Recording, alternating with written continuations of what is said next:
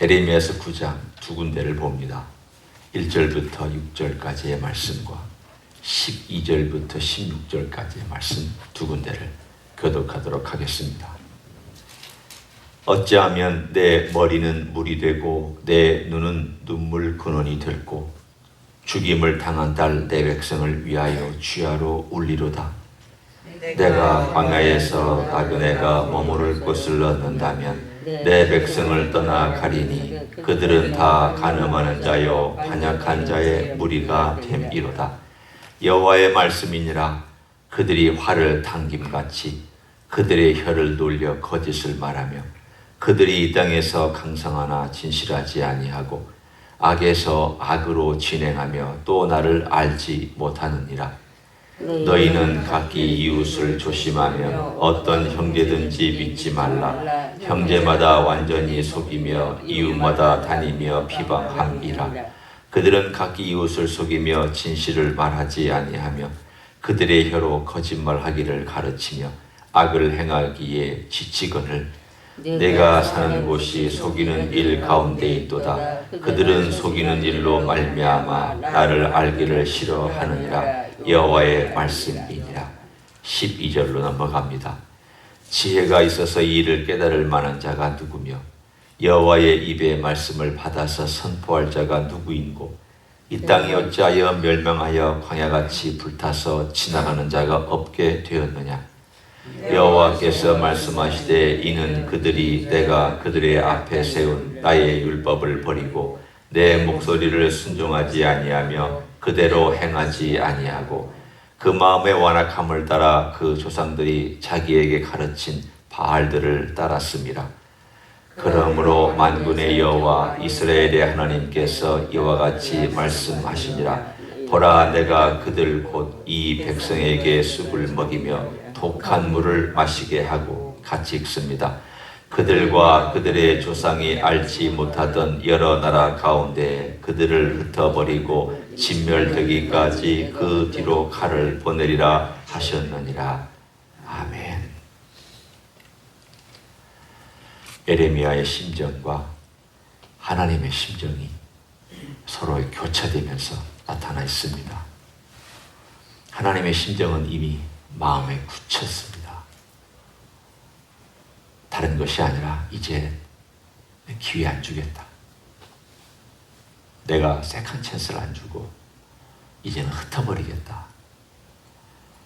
하나님께서 얼마나 마음에 속상하셨으면 그런 마지막 결정을 내리셨을까. 이게 구절에 나타난 하나님의 마음입니다. 에레미야 마음도 내가 울어야 되겠다. 도무지 돌아올 길이 없는 이 백성 때문에 내가 차라리 광야로 가서 이제 광야로 가서 이 백성을 떠나서 그냥 하나님 왜 그렇습니까? 하나님 이 백성 왜 이렇게 바뀌지 않는 겁니까? 라고 하면서 내 머리가 본문에 보면 재미있는 편이들이 머리가 물이 되고 이 눈이 눈물 근원이 된다. 그러니까 샘이 되고 여기에 물이 가득 차 있어서 이 눈을 통하여서 샘을 통하여서 물이 솟구쳐 오르는 것처럼 그렇게 내가 눈물을 흘리면서 이 백성을 위해서 그렇게 슬퍼하며 애곡하고 비탄에 잠겨야 되겠다. 차라리 그게 마음 편하겠다. 절망하면 이런 말을 할 수 있습니다. 아무리 말해도 안 듣고 아무리 호소해도 아무 반응이 없으면 그들을 떠나서 저 아무도 없는 광야에 가서 그냥 울고 비탄에 잠기는 것이 오히려 편할 수가 있겠습니다. 지금 구절을 보면 그야말로 막다른 골목에 도달해서 이제 하나님께서 결정한 것을 실행하는 일만 남은 가운데 그 백성에게 너희가 이랬다. 너희가 이런 모습의 삶이다. 라고 하나님 말씀해 주신 내용을 오늘 우리가 들어보기 원합니다. 여러 메시지가 있죠. 이웃을 속인다. 서로 속인다. 그 말은 하는 말마다 거짓말이다. 그 말은 아닙니다. 사람이 살아가는데 거짓말만 하며 산다는 뜻은 아닙니다. 중심에 거짓됨으로 그 마음이 하나님을 떠나 있는 삶. 그러니까 한번 생각해 보십시오. 내가 믿고 있는 철학이, 내가 믿고 있는 신념이 거짓되면 아무리 내가 진실을 말하고 사실을 얘기해도 거짓됩니다. 예를 들어 우리가 좀 죄송하지만 불교를 믿는 사람이 불교에 나오는 진리를 아무리 얘기한들 우리가 그 앞에서 그 가짜야 가짜 그렇게 막 공격은 할 수는 없지만 하나님 말씀에 비추어서 보십시오. 그 말씀은 진리가 아닙니다. 그렇게 얘기할 수 있잖아요. 그러면 이 사람들은 가짜를 믿고 가짜를 설파하고 가짜를 얘기하고 가짜를 가르치고 가짜대로 살고 있는 거잖아요. 마찬가지입니다. 이 사람들이 말하는 것만 다 가짜라. 일반적인 진리는 얘기할 수 있습니다. 일반적인 진리, 먹고 마시고 살고 생활하고 자식 기르고 이런 진리는 이 사람들도 이 유다 사람들도 얘기하고 있었습니다. 근데 문제는 중심에 하나님을 떠나니까 그들이 믿고 따르는 바알들의 생각과 바알들의 사상을 따라가고 있는, 그래서 그것이 진리인 양 얘기하고 그렇게 살아야 된다라고 얘기하고 있는 그들의 모습을 하나님 보면서 가짜다, 가짜다 아무리 얘기해도 아니요, 이게 실제로 먹히는데요. 이게 실제로 눈앞에 당장 내 돈과 명예와 이익과 그리고 내 삶에 당장 유익이 되는데요. 이렇게 얘기하면 이걸 어떻게 설득을 합니까? 내한테 이익이 된다는데. 그게 제일 어렵습니다. 차라리 고통당하고 눈물 쏙 빼고 거길 따라갔다가 이게 아니구나 라는 깨달은 사람에게는 돌이키는 일이 비교적 쉬울 수 있어도 내가 이게 맞다라고 생각하는 확신하고 있는 사람을 돌이킨다는 건 정말 어렵습니다. 지금 하나님께서 그런 답답한 마음으로 말씀해 주십니다. 왜 그렇게 되었을까요? 오늘 딱 하나의 답이 나옵니다. 6절에 보면 이런 표현이 나와 있습니다. 내가 사는 곳이 속이는 일 가운데 있도다. 그들은 속이는 일로 말미암아 나를 알기를 싫어하느니라. 여기 보면 알기를 싫어한다 라는 말이 나오고요. 13절에도 보면 여호와께서 말씀하실 때 이는 그들이 내가 그들의 앞에 세운 나의 율법을 버리고 내 목소리를 순종하지 아니하며 그대로 행하지 아니하고. 하나님께서 이미 말씀하신 그 율법을 사랑하지 않고 하나님을 사랑하지 않고 하나님 아는 것을 사랑하지 않고 이 반대대로만 했다는 뜻입니다. 참 인간이 그러기 쉽습니다. 제 예를 들면 제가 이제 수술을 받고 건강을 회복하기 위해서 음식을 굉장히 조심했습니다. 왜냐하면 아무래도 몸이 약하니까 어떤 음식을 먹어야 되고 어떤 음식은 조심해야 되고 그런 게 생기잖아요. 아무래도 간이라고 하는 데는 모든 음식과 직결되어 있는 곳이기 때문에 그렇게 행동을 했습니다. 그래서 아내가 참 뭘 먹느냐 그리고 건강한 음식을 어떻게 섭취하느냐 뭐 이런 등등에 대해서 고민을 많이 하고 식단을 짜고 그렇게 했습니다. 제법 잘 지켰습니다. 건강과 생명이 직결되어 있습니다. 근데 시간이 지나고 건강을 회복하자 느슨해진 부분이 생겨나기 시작했습니다. 제가 예를 들면 빵 같은 걸 좋아합니다. 피자 같은 걸 좋아하고 그러니까 건강에 안 좋은 그런 음식들을 제가 참 좋아하는 편이었습니다. 그런데 건강을 회복하자 저도 모르게 자꾸 손이 그쪽으로 가는 거예요. 먹고 싶은 그 욕망을 제가 어떨 때는 이 정도 먹으면 안 되지. 이거 먹으면 내 건강에 안 좋으니까 먹지 말아야지. 그러면서도 이제는 조금 먹어도 되지 않을까 하면서 나도 모르게 손이 가서 먹는. 예를 들면 단팥빵 얼마나 달고 얼마나 탄수화물이 많습니까? 사실은 별로 좋은 음식이 아니거든요. 특별히 저 같은 사람에게는 좋은 음식이 아닙니다. 자, 제안해서 그거 먹으면 안 된다 하는 것과 먹어도 된다 하는 것과 싸움이 있습니다. 이걸 단 음식을 많이 먹거나 탄수화물을 많이 먹으면 몸에 안 좋습니다. 그러면 이 몸에 안 좋은 걸 알면서도 제가 만약에 먹는다면 왜 먹겠습니까?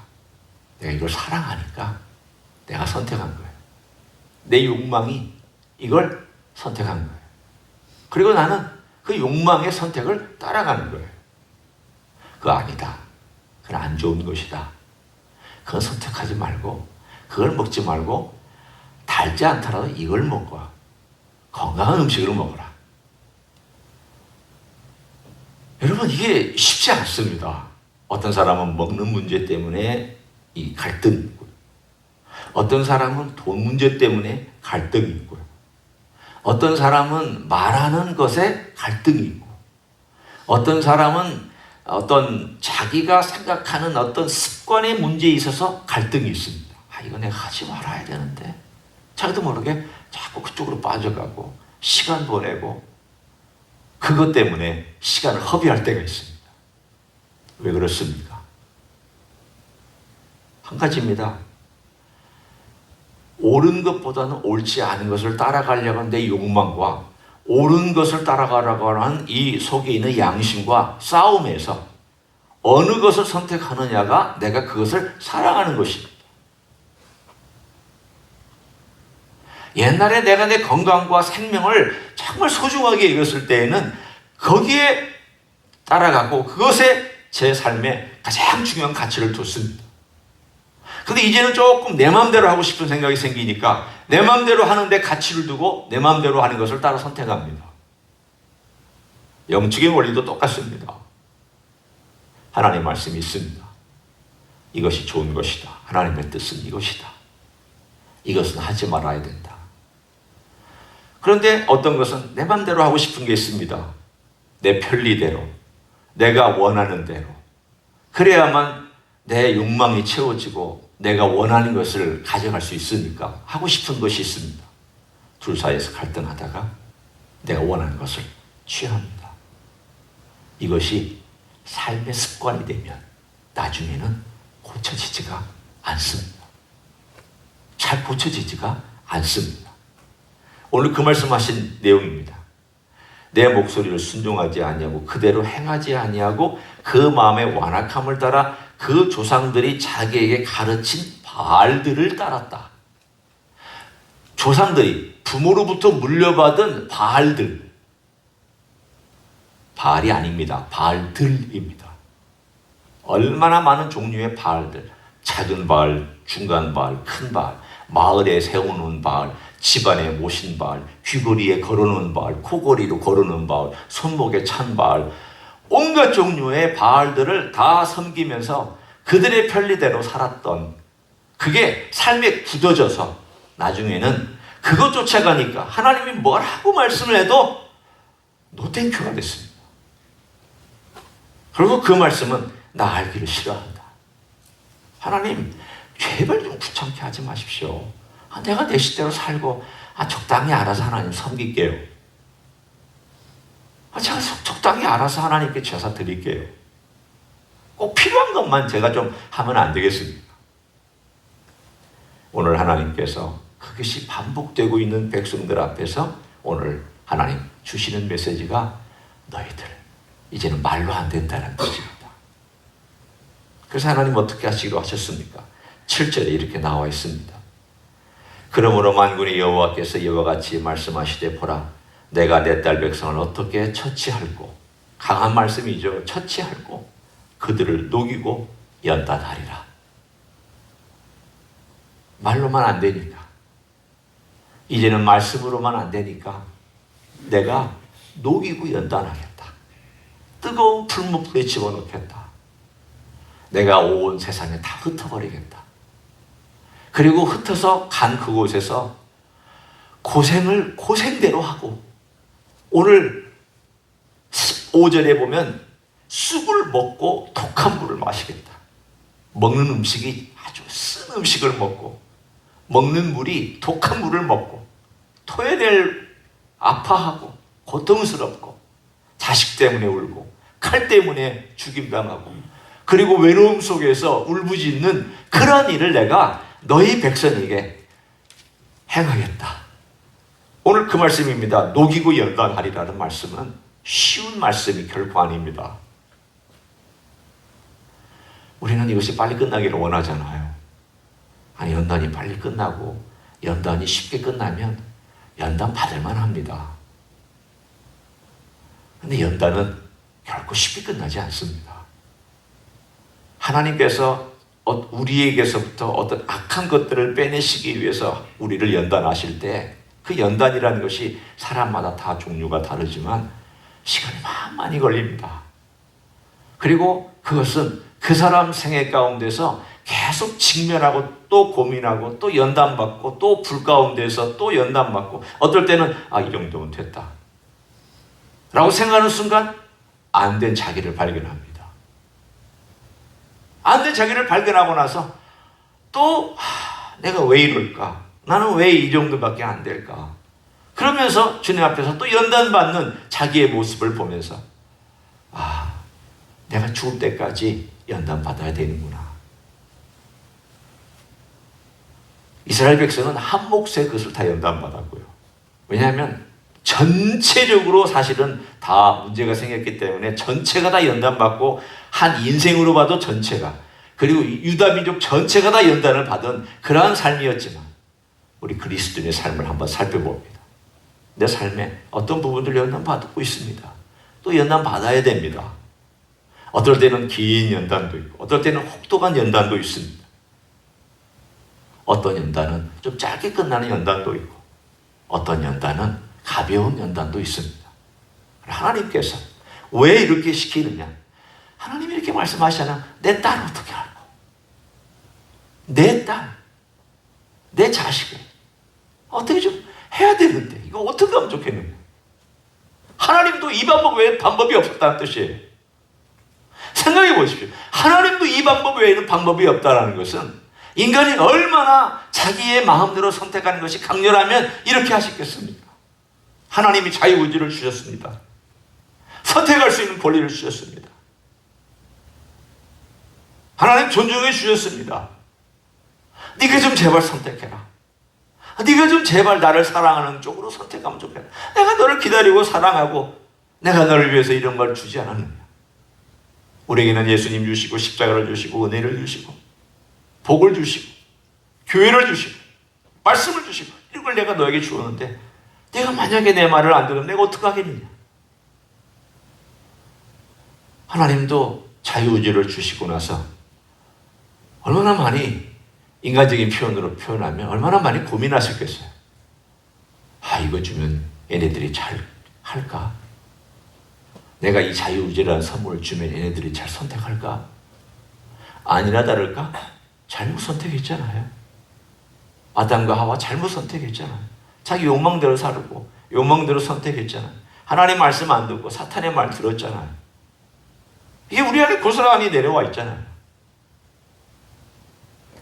예수님을 우리가 바라보지 아니하면 예수님의 은혜를 구하지 아니하면 금세 우리는 사탄의 말 듣고 팔랑귀가 되어서 그 따라갑니다. 금세 따라갑니다. 목사도 예외가 아니고 장로, 권사, 집사, 안수집사 예외가 아닙니다. 주님이 빠진 공간에 어김없이 사탄이 와서 우리를 유혹하고 팔랑귀로 만들어 그 사탄의 생각을 집어넣어서 사탄 따라가도록 만드는 게 일상의 영적인 원리라면 우리가 할 수 있는 일이 딱 한 가지밖에 없습니다. 주님, 제가 주님으로 알기를 원하고 채워지기 원하고 주님으로 제 모든 삶의 중심이 있기를 원하는데 제가 때때로 주님을 떠나서 제 원하는 대로 선택하려고 하는 이것이 충돌할 때마다 주님 저를 도와주십시오. 저를 좀 불쌍히 여겨주십시오. 제가 이걸 선택할 때가 너무 많은데 주님을 선택할 수 있는 그런 마음을 주십시오. 성령님 좀 도와주십시오. 성령께서 우리 안에 계시잖아요. 성령께서 우리 안에 우리를 돕기 위하여 계시잖아요. 우리의 선택도 도와주시지만 선택할 수 있도록 그 마음을 주시잖아요. 그러니까 그 마음을 달라고, 그러한 마음과 그런 선택의 모든 과정들을 성령께서 도와달라고 우리가 해야 우리는 이 땅 위에서 이겨나갈 수 있는 힘과 능력과 또는 의지를 경험할 수 있는 줄로 믿습니다. 성령님 의지하십시오. 그거 왜 답이 없습니다. 그 성령님께서 우리를 오늘도 도와주시는 귀한 하루가 되시기를 예수님의 이름으로 간절히 축원합니다. 기도하겠습니다. 고맙습니다. 우리 예수님, 우리를 위해서 십자가에서 죽으시고 부활하시고 우리 죄를 용서하시며 또 승천하셔서 우리에게 성령님을 보내주신 것을 감사합니다. 우리가 이 땅 위에서 죄를 이기라고, 이 땅의 세상을 이기라고, 내 욕망을 이기라고 우리 안에 성령님 보내주셔서 성령께서 우리 안에 머물고 계시고 내 안에 머물고 계시니 감사드립니다. 이제 주님 성령의 도우심을 받아 주님 쪽, 우리 주님을 사랑하고 주님을 알아가고 주님의 말씀에 순종하고 그대로 살아가는 쪽을 선택하며 살아갈 수 있도록 축복하여 주시옵소서. 이제는 우리 구주 예수 그리스도의 은혜와 하나님 아버지의 극진하신 사랑과 성령 하나님 교통하심의 역사가 오늘도 우리 주 예수 그리스도를 알아가고 더 배워가고 더 사랑하고 더 깊이 들어가기를 소원하는 이 자리에 참여한 모든 종들 위해와 주임지 히스교회 위해와 이민교회들과 한국교회들과 선교사님들 위해 이제로부터 영원히 함께 하실지어다. 아멘.